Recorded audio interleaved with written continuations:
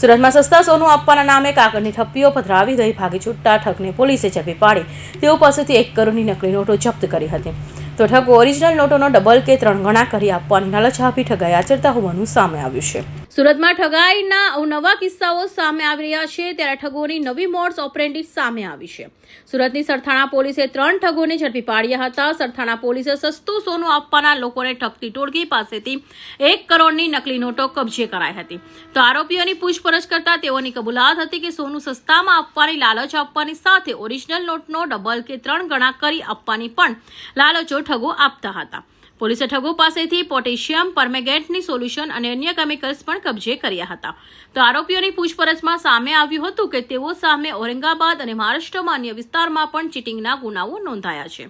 Laskana police station ખાતે register થયેલ એક ગુના બાબતે ફરિયાદી રતિલાલ નાથાણી નાઓ પોલીસ સ્ટેશન આવીને જણાવેલ કે અમોએ આ કામના આરોપી સુરેશભાઈ અને સંજયભાઈ ઉર્ફે બંગાળી તથા મુન્નાભાઈ આ ત્રણેય નામોના સંપર્કમાં આવેલ એના મિત્ર રફીકભાઈ થકી અને તેઓને જણાવેલ કે અમારે એક સોનું અમારે વેચવા જે બેંકમાં ગઈ હોય સોનું વેચવાનું હોય તો ઓછી કિંમતમાં આપવાનું છે. આથી રફીકભાઈ અને રતિલાલભાઈ બંને તેની પાસે ગયા અને 3 લાખ રૂપિયા આપી અને સોના માટે સોનું ખરીદેલું હતું અને આરોપીઓએ જણાવેલ હતું કે આ સોનું અમે બેંકમાંથી છોડાવીને તમે આપી દેશું આ રીતે જણાવેલ. ત્યારબાદ ફરિયાદીએ સોનાની વારંવાર ડિમાન્ડ કરતા તેઓએ એક વખત એક જગ્યાએ બોલાવીને મિટિંગ કરી એમ જણાવેલ કે સોનું નહીં પણ અમે તમને જે પૈસા આપશો એના 3 ગણા પૈસા અમે તમને આપશું.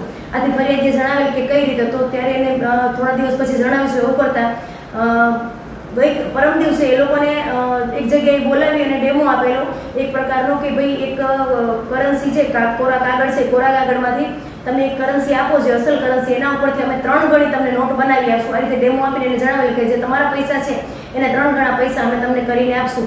આથી ફરિયાદી પોલીસ સ્ટેશન આવીને જણાવેલ કે આવું ગેરકાયદેસર કામ કરવા માંગતો નથી. આ રીતે આ લોકો એક ફેક કરન્સીનું કામ કરે છે, મારી સાથે છેતરપિંડી થઈ છે આવી રીતે ફરિયાદી આવીને જણાવતા પોલીસે ત્યાં રેડ દરમિયાન જે કાગળના જે કરન્સી છે કરન્સી ટાઈપના પીસ અને ત્યાં અલગ અલગ પ્રકારનું કેમિકલ તેમજ જે આરોપી સંજય ઉર્ફે બંગાળી જે છે એના ખિસ્સામાંથી 500ના દરની 3 ફેક કરન્સી મળી આવેલ છે, જે અમે યુવી રેઝમાં જોતા અલગ અલગ કલરની દેખાઈ આવતા એને ફેક કરન્સી ગણી અને તેમજ આજે કોરા કાગળો મળી આવેલા છે કે જેની કે જે 500ની નોટના છાપવામાં આવે તો 1 કરોડ રૂપિયાની કરન્સી 500ની છપાય તે અને આ કેમિકલ કબજે કરેલું છે.